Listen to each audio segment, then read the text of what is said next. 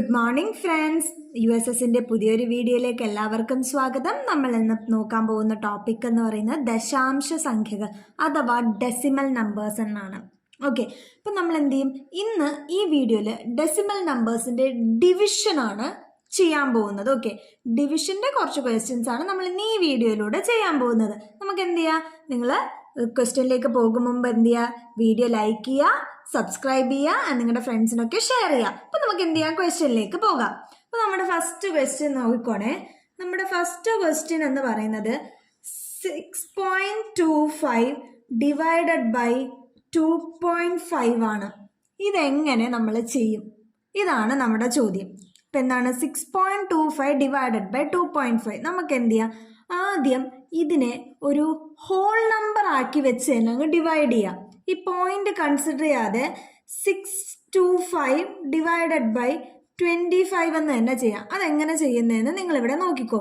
625 divided by 25 നമുക്കറിയാം. 25 into 2 എന്ന് പറയുന്നത് 50 ആണ് അല്ലേ. 25 ഇൻറ്റു 3 എന്ന് പറയുന്നത് 75 ആണ്. അപ്പോൾ 62-നേക്കാൾ കൂടുതൽ. അപ്പോൾ നമ്മൾ എന്ത് ചെയ്യും, 2 എടുക്കും. എന്ത് കിട്ടി, 50 കിട്ടി. നമുക്ക് എത്ര വന്നു, 1 2 12 വന്നു. 12 വന്നല്ലോ. ഇനി എന്ത് ചെയ്യും, ഒരു 5 ഉണ്ട്. അപ്പം എന്ത് ചെയ്യും, 125 ആയി. 125 എത്ര 25 ഉണ്ടെന്ന് നോക്കാം. നമുക്ക് നോക്കാം.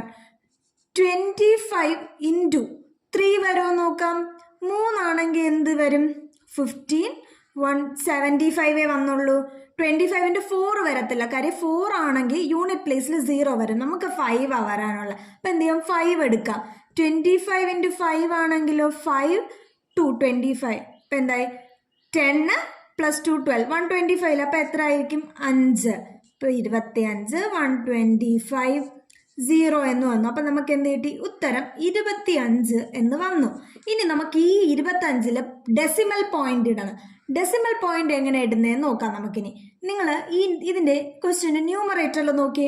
ന്യൂമറേറ്ററിൽ എത്ര ഡെസിമൽ പോയിന്റ് ഉണ്ട്, 2 ഡെസിമൽ പോയിന്റ്. ന്യൂമറേറ്ററിൽ എത്ര ഡെസിമൽ പോയിന്റ്, 2 ഡെസിമൽ പോയിന്റ്. അതുപോലെ ഡിനോമിനേറ്ററിലാണെങ്കിലോ 1 ഡെസിമൽ പോയിന്റ്. അപ്പം നമ്മുടെ ആൻസറിൽ എത്ര ഡെസിമൽ പോയിന്റ് വരും, ന്യൂമറേറ്ററിലെ നമ്പർ ഓഫ് ഡെസിമൽസിൻ്റെ ഇതേ മൈനസ് ഡിനോമിനേറ്ററിലെ നമ്പർ ഓഫ് ഡെസിമൽ പോയിന്റ്സ്. 2 - 1 2 എന്ന് 2 - 1 1 എന്ന് വരും. ഇപ്പം എന്തായിരിക്കും, നമ്മുടെ ആൻസറിൽ 1 ഡെസിമൽ പോയിന്റ് നമുക്ക് കൊടുത്താൽ മതി. അപ്പം എന്തായിരിക്കും, 2.5. അപ്പം നമ്മുടെ ആൻസർ എന്താണ്, 6.25 ഡിവൈഡഡ് ബൈ 2.5 എന്ന് പറയുന്നത് 2.5 ആണ്.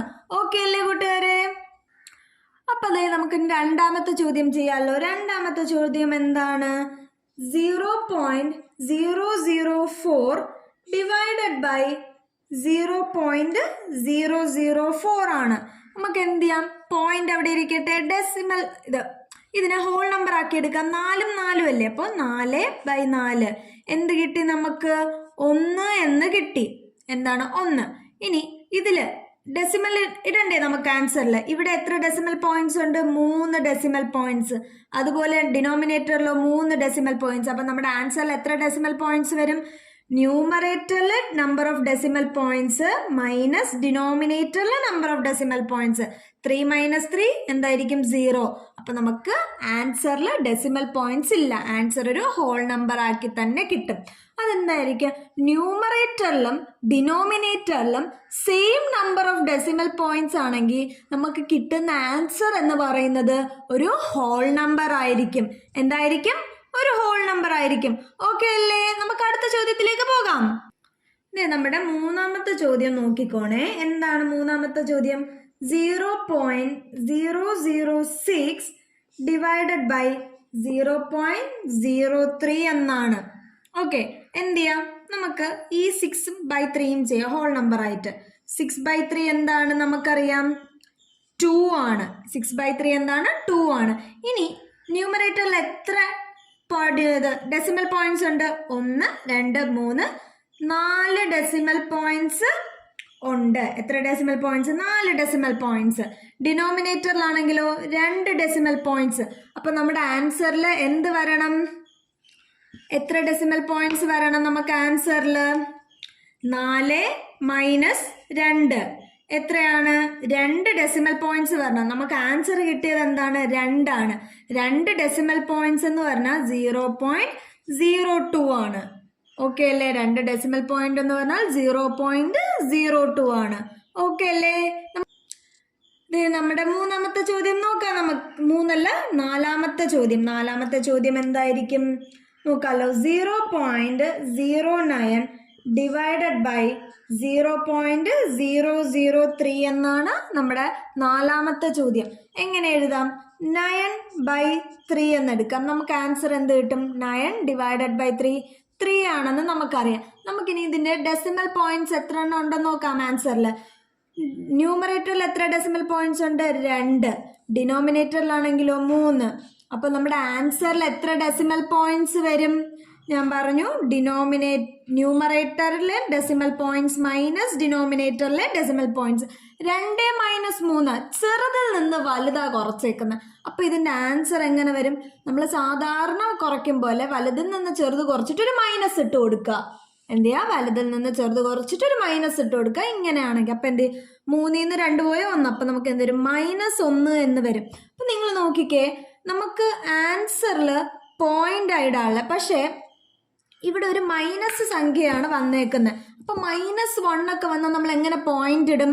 നമ്മൾ എന്ത് ചെയ്യുമെന്നറിയോ? മൈനസ് വന്നാൽ നമ്മുടെ ആൻസറിന്റെ വലത്ത് വശത്തോട്ട് ഒരു 0 ഇട്ട് കൊടുക്കും. മൈനസ് വന്നാൽ നമ്മുടെ ആൻസറിന്റെ കൂടെ വലത്തോട്ടൊരു 0 ഇടും. അപ്പൊ നമുക്ക് ആൻസർ കിട്ടിയ എന്തുവാ? 3.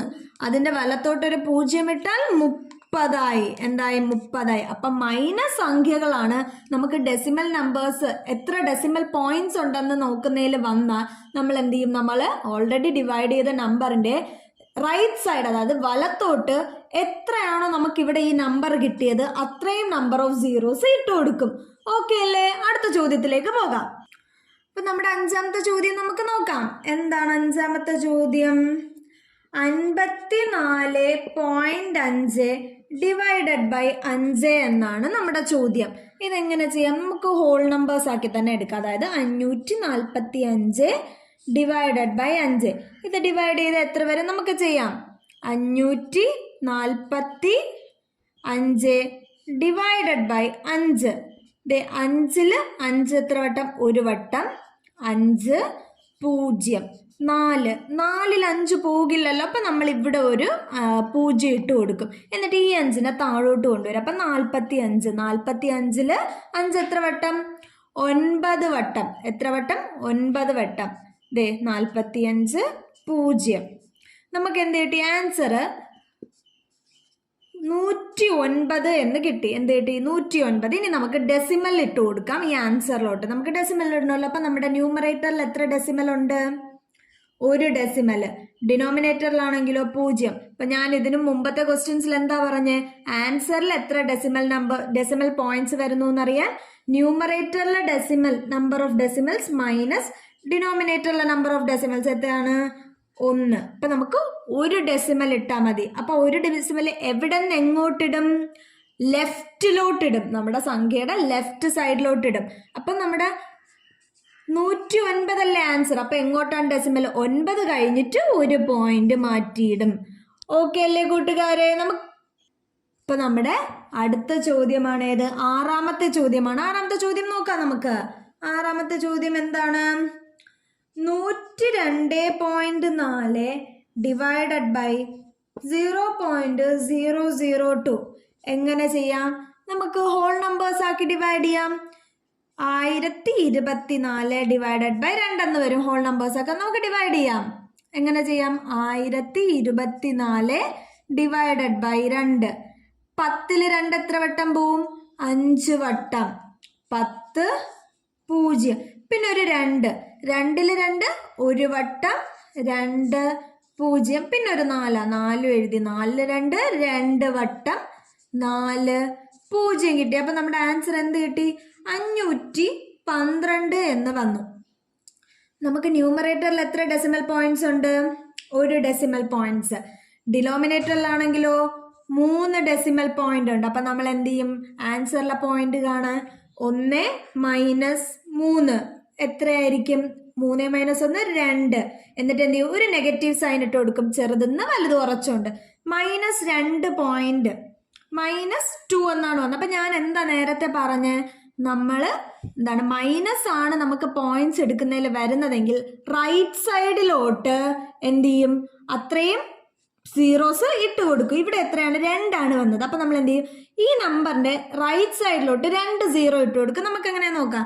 512 അല്ലേ നമുക്ക് കിട്ടിയത്. റൈറ്റ് സൈഡിലോട്ട് എന്ന് പറഞ്ഞാൽ 2 കഴിഞ്ഞിട്ട് 2 0 51,200 എന്ന് വരും. ഓക്കെ അല്ലേ കൂട്ടുകാരെ? അപ്പോൾ നമ്മൾ ഇന്ന് ഈ ഒരു വീഡിയോയിൽ ഇത്രയും ക്വസ്റ്റ്യൻസ് ആണ് ഡിസ്കസ് ചെയ്യുന്നത്. ഇനി ഒരു പോയിന്റ് കൂടെ ഞാൻ നിങ്ങൾക്ക് പറഞ്ഞു തരാം.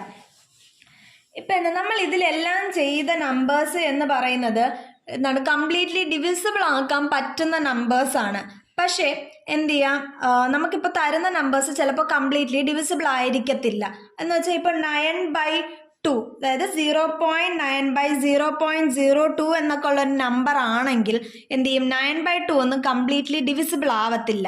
അപ്പോൾ ഇങ്ങനെയുള്ള ഒരു എന്താണ് ഓപ്പറേഷന് നമുക്ക് ഇന്ന് ചെയ്ത മെത്തേഡൊന്നും അപ്ലൈ ചെയ്യാൻ പറ്റത്തില്ല. അതിൻ്റെ ക്വസ്റ്റ്യൻസ് നമ്മൾ അടുത്ത വീഡിയോയിൽ ചെയ്യുന്നതാണ്. ഇന്ന് ചെയ്ത ഈസി മെത്തേഡ്സ് എന്ന് പറയുമ്പോൾ നമുക്ക് എന്ത് ചെയ്യാം?